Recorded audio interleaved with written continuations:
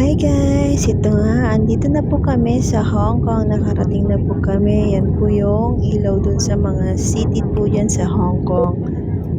Supposed to be ay 2 hours po yung biyahe pero napaaga po kami ng mas mga 19 minutes daw po kaming napaaga sa pagdating po sa airports dito sa Hong Kong.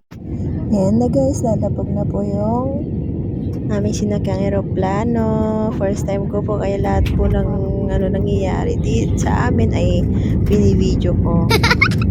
First time kong sumakay sa eroplano, first time kong lumabas ng Pilipinas, kaya ayan, video sa lahat ng mga nangyayari. Dear guests, we have just landed at Hong Kong International Airport. AirAsia welcomes you to Hong Kong. We are pleased to inform you we have landed 19 minutes ahead of schedule.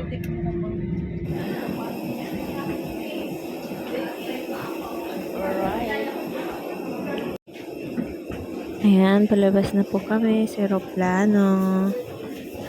Sige, video lahat ng galawan. Yun po ang first timer talaga. Yan, ganda ng airport nila. Oh, parang may carpet dyan. Oh. Ganda ng flooring nila. Action. Nagkin mata.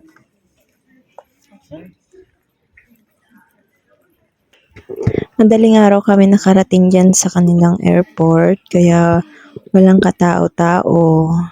Kaya ganyan lang. Siyempre, unang gagawin ay mag-CCR muna. Yan, sige, video dito, video doon, lahat ng first time mo makita, kaya ganyan. Yan, nasasakay kami dyan sa Walkalator na.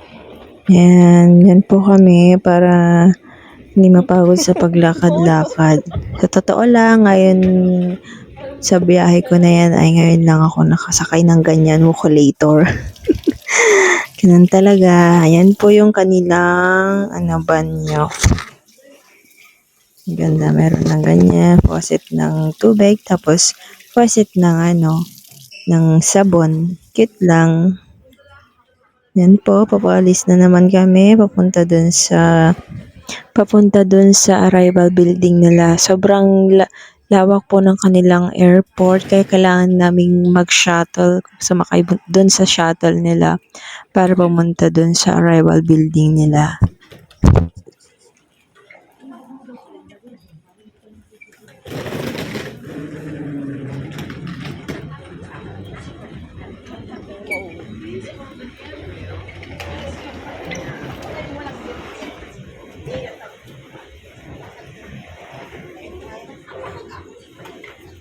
Ngin kayo.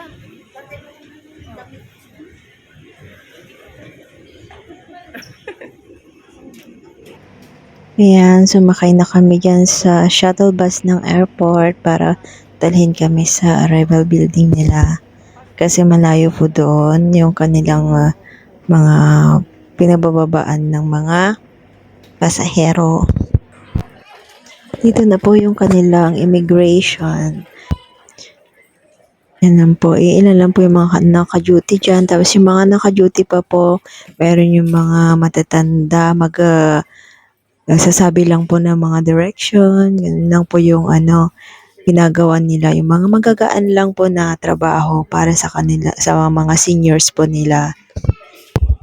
Ayan, video kahit saan dyan. Meron nga, pinagalitan ako dyan kasi hindi daw pwede mag-video dyan sa isang part dyan sa airport nila. Kaya pinadelete sa akin yung video na yon. Kulit ko kasi ako lang nagbibideo dyan eh. Siyempre, ganyan talaga pag first time. Ayan, yan na po kami sa may waiting area po kasi wala pa daw bus dyan papunta dun sa city. Kaya, yan, mga kasama po namin mga natutulog. May free wifi po dyan kaya check muna yung phone.